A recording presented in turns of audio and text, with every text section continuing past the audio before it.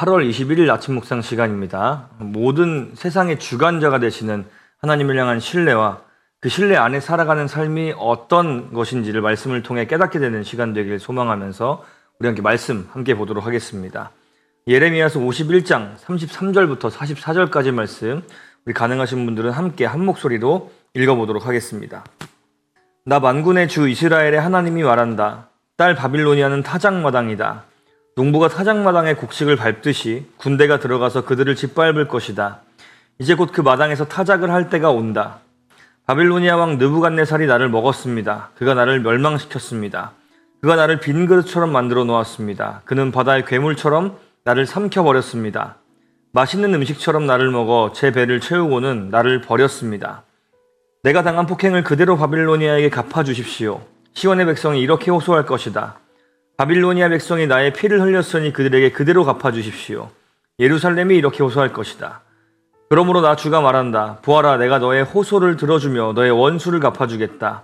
내가 바빌로니아의 바다를 말리고 그 땅의 샘들도 말려버리겠다. 그러면 바빌로니아가 폐허더미로 변하고 여우떼의 구렬이 되어 아무도 살 수 없는 곳이 될 것이다. 그 참혹한 형상을 보고 사람들은 놀라서 빈정거릴 것이다. 바빌로니아 사람들은 모두 사자처럼 으르렁거리고 어미 사자에게 매달리는 새끼들처럼 부르짖을 것이다. 그래서 그들이 목이 타고 배가 고플 때에 나는 그들에게 잔치를 베풀어서 그들이 모두 취하여 흥겨워하다가 마침내 모두 기절하고 쓰러져서 영영 깨어날 수 없는 잠에 빠지게 하겠다. 나 주의 말이다. 내가 그들을 어린 양처럼 순양이나 숫염소처럼 도살장으로 끌고 가겠다. 어쩌다가 세상이 함락되었는가? 어쩌다가 온 세상의 자랑거리가 정복되었는가? 어쩌다가 바빌론이 세상 만민 앞에 참혹한 형상을 보이게 되었는가?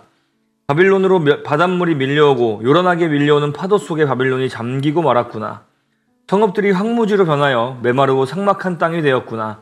아무도 살 수 없고 지나다니는 사람도 없는 땅이 되었구나.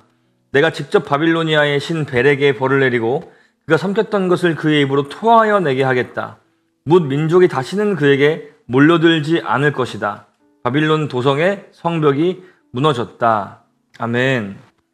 본문은 바빌로니아의 이 멸망에 대해서 다양한 방식으로 묘사를 하고 있습니다. 가장 먼저 첫 번째 절에서는 추수의 시기에 타작마당에 비유를 하고 있습니다. 바빌로니아는 타작마당이고 그 타작마당으로 군대가 들어가서 마치 이제 농부들이 곡식들을 추수하기 위해서 이 마당을 밟아서 이 평평하게 만드는 작업을 하는데요. 그렇게 바닥을 계속해서 밟듯이 바빌로니아를 사정없이 짓밟아 버리겠다라는 그런 묘사입니다. 추수라는 것은 농사의 끝, 그 마무리를 의미하는 것이죠. 이제 바빌로니아가 심판을 받아서 멸망당하게 될 것임을, 이제 그 끝을 맞이하게 될 것임을 의미하고 있는 것이죠. 뒤이어 느부갓네살에 대한 이야기도 나오고 있는데요.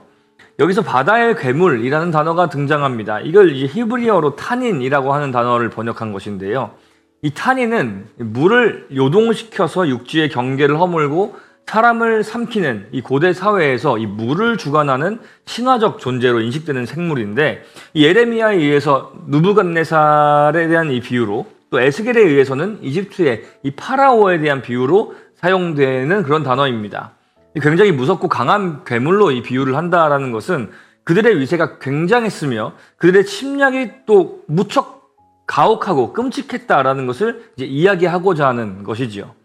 자, 이어서 나오는 35절 이하의 이야기들은 이런 가혹하고 폭력적인 바빌로니아의 폭행에 대해서 이 시온이, 예루살렘이 자신들이 당한 고통에 대해서 하나님께 호소를 하고 이에 대해서 하나님이 갚아주시겠다라고 응답하시는 내용을 다루고 있는데, 자, 여기서 우리가 폭행이라는 단어에 좀 주목을 해볼 필요가 있습니다.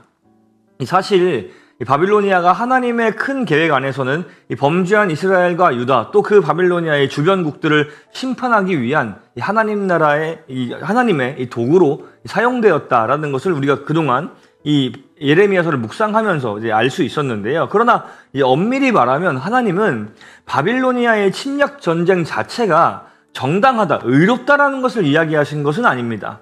바빌로니아는 자신들이 유일한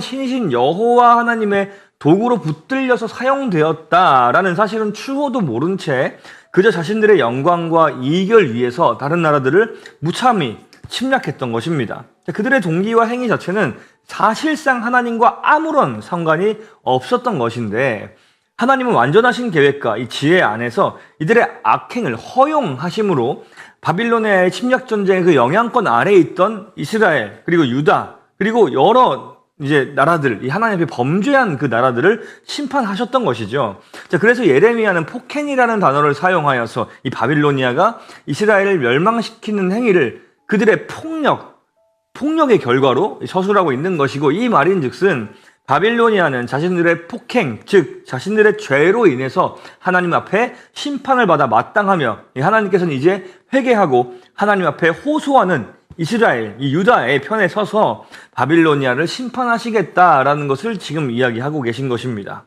이렇게 이스라엘을 위해서 바빌로니아에게 보복하시는 이것의 이 묘사 또한 또 흥미로운데요. 이 바빌로니아의 바다를 말리고 샘을 말려버리겠다라고 하는 이 부분을 우리 아까 탄인, 이 바다의 괴물이라는 단어와 연관 지어서 한번 생각해 보겠습니다. 자, 이스라엘을 집어삼켰던 그 바다의 괴물, 이 탄인은 물을 주관하는 신화적 존재였죠.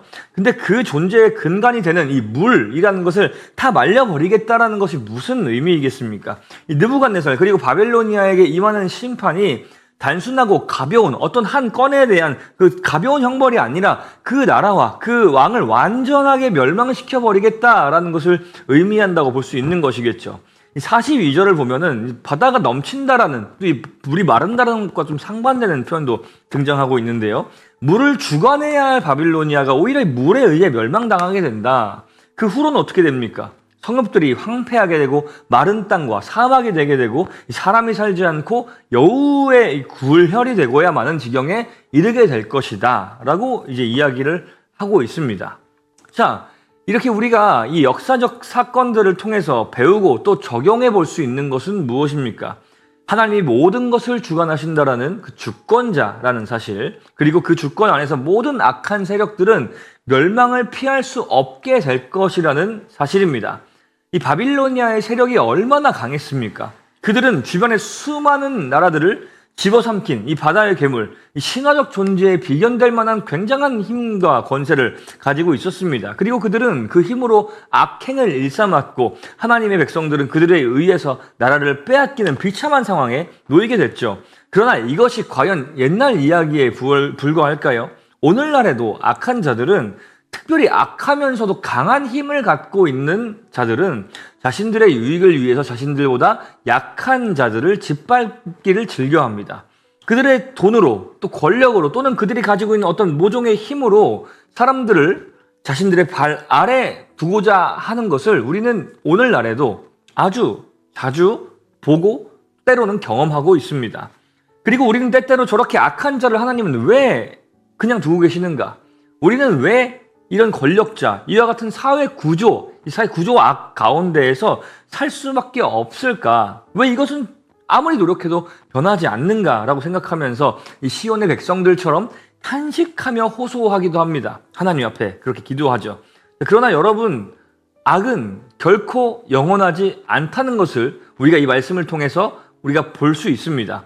악한 세력의 통치는 절대로 영원하지 않습니다. 하나님은 온 세상을 삼켰던 바빌로니아를 무너뜨리시고 그가 삼켰던 것들을 끌어내셨던 것처럼, 44절에 그렇게 얘기하고 있죠. 끌어내셨던 것처럼 예수님께서 다시 오시는 그날 그 모든 것을 제자리로 돌려놓으실 것입니다. 이 사필 규정, 모든 것은 옳은 대로 돌아가기 마련입니다. 왜냐하면 하나님이 바로 그런 분이시기 때문입니다. 그분은 의로운 분이십니다. 자신의 선하신 뜻을 이루어 가시는 분이십니다. 우리는 바로 그 하나님을 믿는 믿음 안에서 살아가는 것이죠. 때로 우리가 악한 세력들로 인해서 억울함을 당하거나 피해를 입거나 고통 가운데 거한다 할지라도 다시 오실 주님을 기다리면서, 다시 오셔서 모든 것을 회복하실 것을 기대하면서 소망 가운데 살아가는 우리 모두가 될 수 있기를 간절히 소망합니다. 우리 함께 기도하겠습니다. 하나님 아버지, 감사합니다. 과거 이스라엘의 역사를 돌아보며 하나님의 주권과 통치, 악한 세력은 그 안에서 반드시 멸망을 맞이하게 되리라는 것을 우리가 말씀을 통해 보게 되었습니다. 원수를 멸하시고 모든 것을 회복하신 하나님을 향한 그 신뢰가 오늘날 우리에게도 있게 하여 주시고, 여전히 악한 것들이 가득한 이 세상, 그리스도께서 십자가를 통해 모든 악과 죄로부터 이미 승리하셨으며 다시 오심으로 모든 투쟁이 종결될 것임을 소망하며 살아간 자들이 되게 하여 주시옵소서. 신혼의 날을 기다리며 기쁨으로 소망으로 하루하루를 살아가는 믿음을 우리 가운데 주옵소서. 감사드리며 다시 오실 우리 주 예수 그리스도의 이름으로 감사하며 기도합니다. 아멘.